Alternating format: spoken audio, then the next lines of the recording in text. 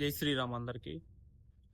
So ఈరోజు I want talk about future of IT and also IT jobs ఎలా ఉంటాయి for the next 10 to 15 years projection as per my knowledge, as per my industry knowledge, as per my training consulting knowledge, as per my outsourcing knowledge, as per my whatever it may be from the last few years, as per my anything.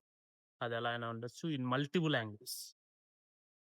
I seen thousands of people and I already helped hundreds of people. So one thing, the next 10-15 years ఎలా ఉండబోతుందో ఒకసారి చూద్దాం. Everything in a crystal clear manner as per industry standards and in a generalized manner. ఏదో high level terms వాడేసి అర్థం కానట్టు కాకుండా చిన్న పిల్లోడు కూడా అర్థం అవ్వాలన్నమాట. ఏఐ వచ్చింది, ఆంథ్రోపిక్ అంటారు, క్లాడ్ అంటారు, బోల్ట్ అంటారు, లవబుల్.io చాలా ఉన్నాయి. దాని పక్కన పెట్టండి. Copilot, GitHub Copilot, Microsoft Copilot, keep it aside. Present generation we're running on LLMs అంటే చాట్ జీపీటీ, ఇవన్నీ ఎల్ఎల్ఎంస్ కింద వస్తాయి. ఓకే, దానికి ఇన్పుట్ ఇస్తాం. It's a generative AI. It will generate something. అది ఏ స్లైడ్ అవ్వచ్చు, నానో బనానా ఇమేజ్ అవ్వచ్చు, Google Grok, anything, Gemini, ఏదైనా. It will give some input based on the prompts or JSON data. దాన్ని read చేసుకొని మనకు ఒక output ఇస్తుంది. That it be. Next, currently we're running out of agentic అంటే bots, agents అని build చేస్తాం. అంటే దానికి ఇన్స్ట్రక్షన్స్ ఇచ్చేస్తాం, దానికి ప్రాసెస్ ఇచ్చేస్తాం, క్రెడెన్షియల్స్ ఆటోమేటిక్ ఇచ్చేస్తాం, అదే లాగిన్ అయ్యి అదే చేసుకుంటుంది. ఈ అరాకు మనం వచ్చాం ఇప్పుడు. సో యాజ్ పర్ ఆంథ్రోపిక్ కానీ ఇంకేదైనా ఏ కంపెనీ అయినా ఇట్స్ ఏ మార్కెటింగ్ స్ట్రాటజీ. నేను 12 months కానీ ఇచ్చేస్తాను, నేను 16-18 months అది మనం టేక్ ఓవర్ చేస్తుంది అంటే it's not a correct way of telling that. అది కరెక్ట్ కాదు. You should not believe that also. Okay, so నేను ఫస్ట్ కొన్ని డివైడ్ చేస్తాను, దాన్ని బట్టి విల్ గో టు నెక్స్ట్. ఇంకొకటి ఏంటంటే నా నాలెడ్జ్ వెరీ రియలిస్టిక్గా ఉంటుంది. Nobody can tell you this. Okay, as per my knowledge, as per my whatever it may be, all angles, whatever I have I will tell you. Non IT కింద divide చేస్తున్నా. ఐటీకి వచ్చేసరికి development, testing, deployment, cloud, DevOps, CI/CD will come. Tools will come, integration. Okay, SAP నుంచి మనకి ఇది ఉంది, దాని పేరు ఎస్ఏపి నుంచి ఇది ఉంది, దాని పేరు గుర్తులేదు, బట్ చాలా ఉన్నాయి. తర్వాత డేటా మ్యానిపులేషన్ నుంచి డేటా విజువలైజేషన్ డాష్బోర్డ్స్ వరకు, పవర్ బిఐ, లుక్కర్ బిఐ ఉన్నాయి. Let it be. And data engineering పైన మనకి క్లౌడ్లో ఇంటిగ్రేట్ చేసే స్పైస్పార్క్ నుంచి కఫ్కా వరకు డేటా స్ట్రీమింగ్. అంటే డేటా స్ట్రీమింగ్ ఎక్కడ వస్తుంది? Realistic applications from Netflix, Amazon prime మొత్తం వస్తుంది. Okay, till Hotstar data streaming ఇస్తుంది. ఇక్కడ దాని మీద ఎక్కువ జాబ్స్. ఓకే, లాస్ట్లో డిప్లాయ్మెంట్ అయిపోయింది, ఇదంతా ఉంటుంది. సో ఇక్కడ నువ్వు చూసుకుంటే నేను ఒక ఐడియాని మార్కెట్లో పంపించాలా.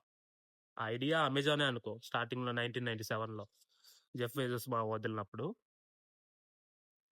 ఇప్పుడు అమెజాన్ రిలీజ్ చేయాలంటే నేను డెవలప్ చేయాలా. Developing in the sense I want to select A technology. అది నేను జావా తీసుకోవచ్చు, .NET తీసుకోవచ్చు, పైథాన్, ఏదైనా. It's will called back end. మళ్ళీ ఫ్రంట్ ఎండ్ వస్తుంది. ఇక్కడ ఫ్రంట్ ఎండ్ మనకి యాంగులర్, రియాక్ట్, వెబ్ అయితే వ్యూ. ఇట్లా మొబైల్కి ఆండ్రాయిడ్లో కొట్లిన్ వస్తుంది, iOSలో ఫ్లటర్ రెండింటికి వస్తుంది. It's cross. అట్లా టెక్నాలజీస్ ఉంటాయి. అంటే నువ్వు యాక్చువల్గా కోడ్ రాసి డెవలప్ చేస్తావు, దాన్ని టెస్టర్స్ QA, క్వాలిటీ అష్యూరెన్స్ అంటాం. దాన్ని ప్రాపర్గా ఉందా లేదా ఎండ్ టు ఎండ్ టెస్టింగ్ చేస్తారు. ఎండ్ టు ఎండ్ అంటే ఫస్ట్ నుంచి లాస్ట్ వరకు. అది టెస్టర్ జాబ్. దాన్ని నేను ఆన్లైన్లోకి రిలీజ్ చేయాలా. దట్ ప్రీవియస్గా మనకు ఓన్ సర్వర్స్ మెయింటైన్ చేసేవాళ్ళు కొన్ని కంపెనీస్, కొంతమంది సర్వర్స్ రెంట్కి తీసుకునేవాళ్ళు. దాన్ని ఆన్ ప్రిమిసెస్ అంటాం. అంటే మన దగ్గరే మనం చూసుకుంటా కరెంట్ పోయినా కరెంట్ పోయినా మనం మేనేజ్ చేసుకోవాలి, ఇవన్నీ చాలా ఉంటాయి. కానీ ఇప్పుడు క్లౌడ్ వచ్చింది. క్లౌడ్ అంటే ఇప్పుడు ఏడబ్ల్యూఎస్ కానీ, మన యూఏఈలో ఏడబ్ల్యూఎస్ డేటా సెంటర్ పేలింది మిసైల్ వల్ల. దానివల్ల కొన్ని సర్వర్స్ డ్యామేజ్ అయి ఉంటాయి, అది కొన్ని సరిగా అర్థం కావు. సో ఇంకొకటి ఏంటంటే AWS, Adobe experience cloud, Azure ఇవన్నీ ఉన్నాయి. అంటే దాన్ని ఒక మనం సర్వీస్ లాగా తీసుకొని దాంట్లో లాగిన్ అయ్యి మన సిస్టమ్స్ ఆర్ మన అప్లికేషన్ దాంట్లో డిప్లాయ్ చేస్తాం, అంటే అందరికి అందుబాటులో ఉండేలా. ఇవన్నీ జాబ్స్ అనమాట. నెక్స్ట్ నాన్ ఐటీ కిందకి వస్తే కాల్ సెంటర్స్. మనకు అమెజాన్, ఫ్లిప్కార్ట్ ఆర్డర్ పెట్టాం, సరిగా వచ్చిందో సరిగా రాలేదో దాని గురించి కనుక్కోవడానికో ఫోన్ చేసి కాల్ సెంటర్లో. తర్వాత దాంట్లో కొన్నిటికి చాట్ అవైలబుల్ ఉంటుంది, ఓన్లీ చాట్. స్విగ్గీ, జొమాటో, వాడు ఇమేజ్ పెడతాం రాంగ్, నువ్వే వేసుంటావు ఆ ఎంటర్గా, నువ్వే చేస్తావు. సో వాడు చూస్తాడు, వాడు చూసి రీఫండ్ ఇస్తాడు. ఇది చాట్ సపోర్ట్. ఓకే, బీపీఓ అంటాం, business process out sourcing. Call centres కింద వస్తాయి ఇవన్నీ. సో ఇవన్నీ నాన్ ఐటీ కింద వస్తాయి.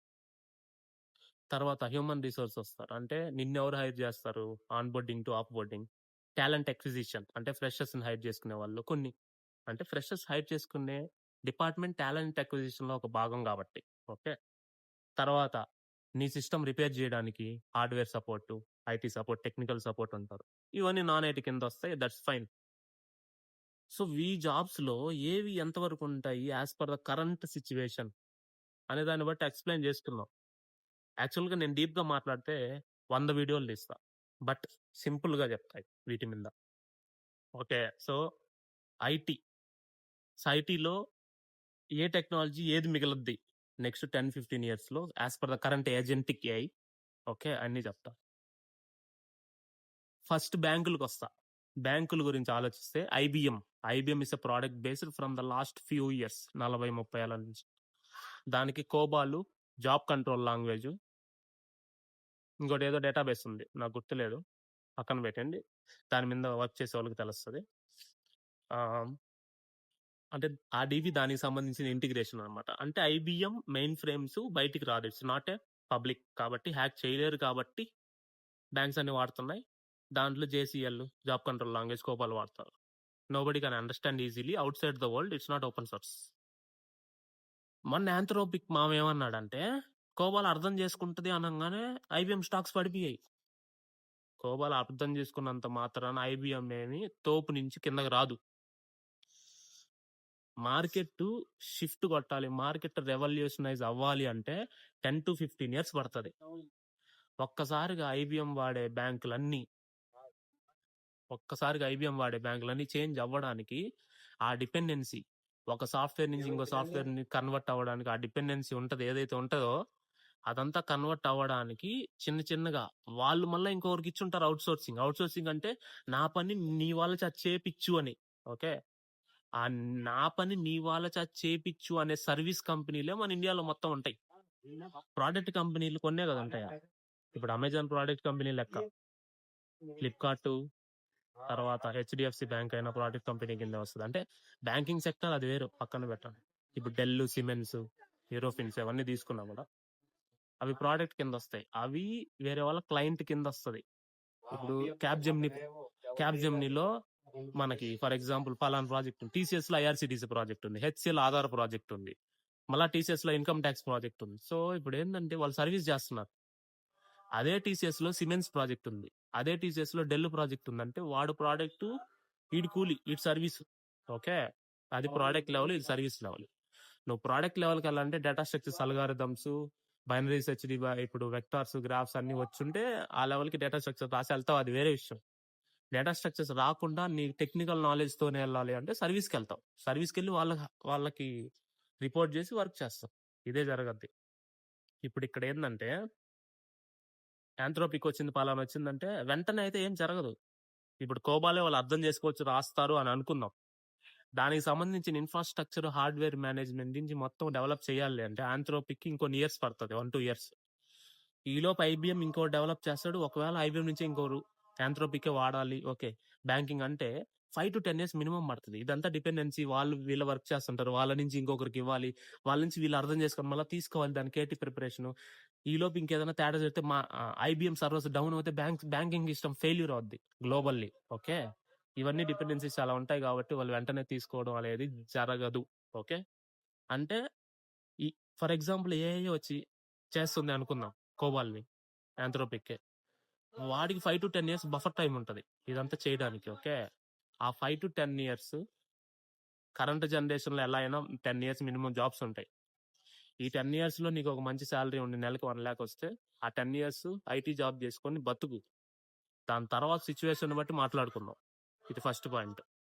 కొంతమంది ఉన్నారు ఇప్పుడు డెవలప్మెంట్ జాబ్ చేసేవాళ్ళే, జావా, .NET, పైథాన్, ఫ్రంట్ ఎండ్కి వస్తే యాంగులర్, రియాక్ట్, బ్యాక్ ఎండ్ లో మళ్ళీ నోట్ చేస్తుంది. నోట్ చేసి కొన్ని అప్లికబిలిటీ చూస్తే మనం light weight applications like satellite programming కూడా వాడతాం. ఇండస్ట్రీ లెవెల్ అప్లికేషన్ ని మనం ఎంటర్ప్రైజ్ అప్లికేషన్స్ అంటాం. ఆ ఎంటర్ప్రైజ్ అప్లికేషన్ లో చూస్తే మనం మాక్సిమం .NET వాడతాం. ఎందుకంటే .NET is faster than Java. .NET పాత రోజుల్లో ఉంది, మళ్ళీ ఇప్పుడు ఎందుకు వచ్చిందంటే it's an independent platform, independent. Okay. కాబట్టి ఇప్పుడు ఏ వచ్చింది, ఏ ద్వారా మనం ప్రోగ్రామ్ రాయాలి, మన జాబులు పోతాయి అనేది, ఇది ఎంతవరకు నిజము ఏంది అనేది ఎవరి సిచ్యువేషన్ ఏందో దాన్ని బట్టి చెప్తాం. టీమ్ లో 11 members ఉన్నారు. స్క్రమ్ టీమ్ అంతే ఉంటది, దాని పక్కన పెట్టండి. వీళ్ళల్లో లైట్ గా వర్క్ చేస్తాం, ఏదో టాస్క్ వస్తుంది 2 వారాలు చేయాలా అనే ప్రాసెస్ లో ఉంటాం.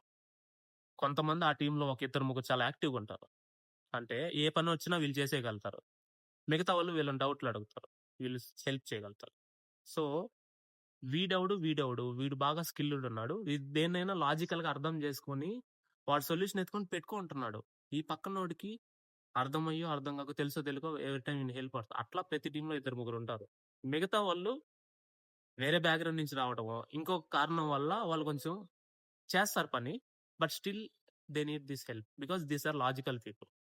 ఈ లాజికల్ పీపుల్ ఎలా చెప్తారంటే యాప్టిట్యూడ్ బాగా చేసి ప్రోగ్రామింగ్ కోడింగ్ బాగా చేసిన వాళ్ళు ఈ స్టేజ్ లో ఉంటారు, డౌట్స్ చెప్పే స్టేజ్ లో. మిగతా వాళ్ళు ఎలా ఉంటారంటే వీళ్ళ మీద డిపెండెన్సీ స్టేజ్ లో ఉంటారు. వీళ్ళల్లో ఎక్స్పీరియన్స్ పెట్టి వచ్చిన వాళ్ళు వచ్చి అన్ని కేటగిరీలు చెప్తున్నా. సో ఏదైనా ఇబ్బంది వచ్చినప్పుడు వీళ్ళు 3 ఉంటారు, వీళ్ళు ఎగిరిపోతారు. కానీ ఎగిరిపోయే ముందు కూడా పర్ఫార్మెన్స్ పీరియడ్ ఉంటుంది, PIP. సో మన వాళ్ళు ఏం చేయాలా, ఇప్పుడు ఏఐ ఉంది, ఆ ఏఐని యూజ్ చేసుకొని నీ ప్రాజెక్ట్ నువ్వు ఇంటిగ్రేట్ చేసుకోవాలి. ఆ ఏఐకి ఇస్తే అది చేసుకుంటే దానికి నచ్చినట్టు చేస్తే సిస్టమ్స్ క్రాష్ అయ్యి ఒక్కసారిగా ఎకానమీ డౌన్ అయింది అనుకో, ఒక్కసారిగా మళ్ళీ ఏఐని ఎత్తేస్తారు కొన్ని రోజులు. అది జరగద్ది, అట్లాంటివి చెయ్యరు అంత ఈజీగా. సో ఏఐని యూజ్ చేసుకుని దాని ద్వారా నువ్వు యూనిట్ టెస్టింగ్ జనరేట్ చేస్తావు, టెస్టర్స్, డెవలపర్స్ కోడ్ రాస్తారు జావాలో కానీ పైథాన్లో కానీ ఏదైనా. ఇదంతా జరుగుద్ది. జరిగిన తర్వాత మనం ఇంటిగ్రేట్ చేసి దాన్ని అర్థం చేసుకోవాలంటే టెక్నికల్ నాలెడ్జ్ ఉండాలి, దానికి ఒక పర్సన్ ఉండాలి. బట్ నెలలో చేసే పని వారం రోజుల్లో అయిపోద్ది.